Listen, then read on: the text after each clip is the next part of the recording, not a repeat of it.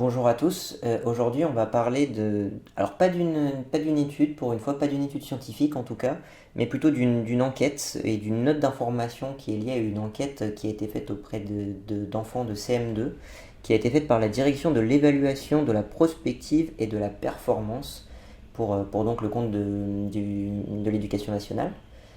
Et qui non plus n'est pas si récente que ça, même si bon ça va, c'est mars 2019. Donc je dis qu'elle n'est pas si récente que ça parce que vous en avez peut-être déjà entendu parler, et donc ce sera peut-être pas une nouveauté pour vous. Mais en tout cas ça a été une nouveauté pour moi, donc c'est pour ça que je voulais vous en faire part.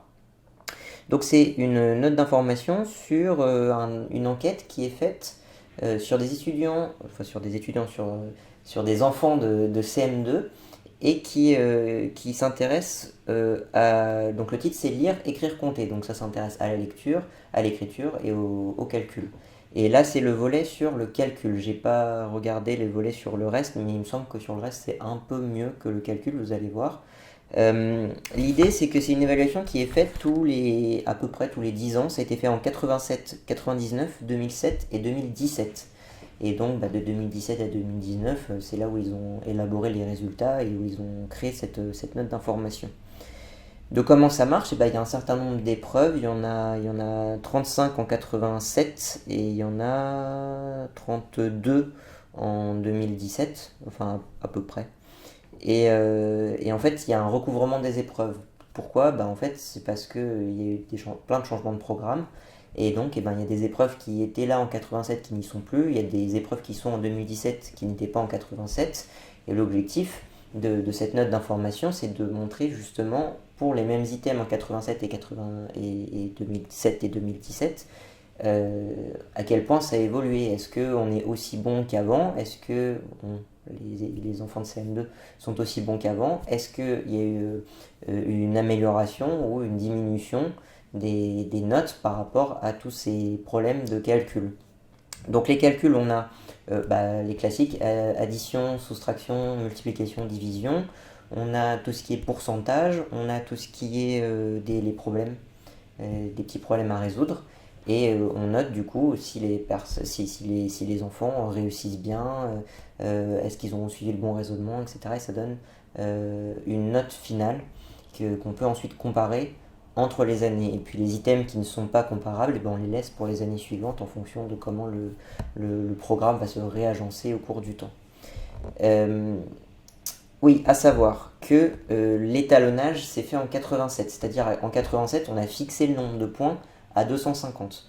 250 c'est pile la moyenne de 87. Ça veut rien dire en tant que tel, c'est pas 250 sur combien, il n'y a pas, c'est juste la moyenne est à 250, on l'a fixé comme ça.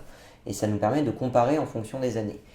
250 c'est la moyenne, et ensuite plus ou moins 50 c'est l'écart type. Donc si on perd 50 points, on est en dessous d'un écart type. Voilà en gros comment ça marche. Donc les résultats, on était à 250 points en 87, on est passé en 99 à 210 points, on en a perdu 40, et en 2017 à 176 points. Donc on en a encore perdu, au total on en a perdu 74, c'est énorme. Et on le voit sur la courbe qu'il propose dans cette note d'information, je vais vous la montrer. Donc ça c'est le score en 87, et ça c'est le score en 2017. Et ce qu'on voit, c'est que la moyenne des scores en 87, si on descend, elle arrive au bien meilleur. L'extrême majorité des personnes sont en dessous. Ça correspond donc au meilleur de 2017. De la même manière, la moyenne de 2017, elle correspond au pire, au cancre finalement, de 87. Donc il y a vraiment eu cette courbe-là, si on la remet en haut, on voit bien que ici, et il n'y a plus rien. Donc les personnes se sont vraiment, les enfants de CM2, on voit vraiment leur score de calcul complètement dégringoler entre 87 et 2017, et je trouve ça très préoccupant. Pour les additions seules, il y avait 90% de réussite en 87, pardon. Il n'y avait plus que 70% de réussite en 2017, donc 20% de réussite en moins. Pour les divisions, il y avait 73% de réussite en 87, 73%, une grande majorité des enfants réussissaient les divisions. 37% en 2017, donc la majorité des enfants en CM2 en 2017 n'arrivent plus à faire de division. Il y a encore plus intéressant que ça, et même plus préoccupant que ça, c'est le nombre de non-réponses. En 87, il y avait 4% de non-réponse. Il y avait 4% des réponses des cases vides. En 2017, il y en a 14%, donc 10% de plus. Et les chercheurs, ils expliquent ça en disant que en fait, les enfants, ils ont la flemme. Ils ont la flemme de répondre aux questions. À partir du moment où les questions sont un peu trop compliquées et nécessitent de réfléchir un peu plus, en fait, ils font même pas l'effort d'essayer de répondre. Donc c'est même pas une histoire de ils ont faux parce que leur raisonnement n'est pas juste, c'est ils ont faux parce qu'en fait, ils disent même pas de réponse, ils ont la flemme d'y répondre. Donc ça, c'est vraiment aussi un problème très préoccupant. Alors, pour les anecdotes, parce qu'il faut toujours 2-3 anecdotes dans les articles, contrairement à ce que j'aurais pu penser, en fait, les garçons sont un peu meilleurs en mathématiques que les filles. Je croyais que les filles étaient un peu meilleures en mathématiques que les garçons, et du coup, c'était un stéréotype inversé. Les filles se sentaient moins fortes, mais en fait, étaient meilleures. Mais ça se joue qu'à 3-4 points de moyenne, hein. Donc, que ce soit en 87 ou en 2017, d'ailleurs, ça se joue toujours à 3-4 points de moyenne. Mais les garçons sont un peu meilleurs que les filles.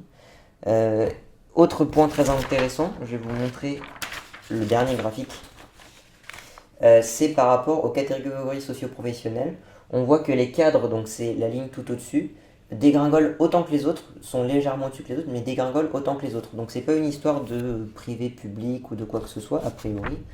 Mais c'est vraiment, globalement, tous les élèves se retrouvent un peu dans le même panier à être moins bons en calcul depuis 30 ans. Donc il y a pas de préservation d'une partie des catégories socio-professionnelles ou pas. Donc c'est pas la catégorie socio-professionnelle de l'enfant, hein, c'est la catégorie socio-professionnelle du chef de famille, comme l'appelle l'INSEE. Euh, voilà, qu'est-ce que je voulais dire? Oui, il y a aussi un tassement. Donc là, ça se voit bien pour les cadres, mais en fait, c'est le cas pour tous. Il y a un tassement entre 99 et 2007, pour tous. En fait, il y a deux moments où ça baisse énormément, c'est entre 87 et 99, et entre 2007 et 2017. Donc c'est très préoccupant parce que on ne sait pas jusqu'où ça va s'arrêter cette courbe. Est-ce qu'en 2017, il va y avoir un nouveau tassement comme on l'a vécu, ou est-ce que ça va continuer de dégringoler? En fait, on ne sait pas trop.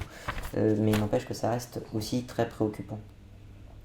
Et enfin, pour achever ces élèves de CM2, il faut savoir que les élèves français sont dans la moyenne basse des élèves de l'Union européenne. Donc tout ça est quand même très préoccupant, je trouve, pour l'avenir de nos enfants. Merci.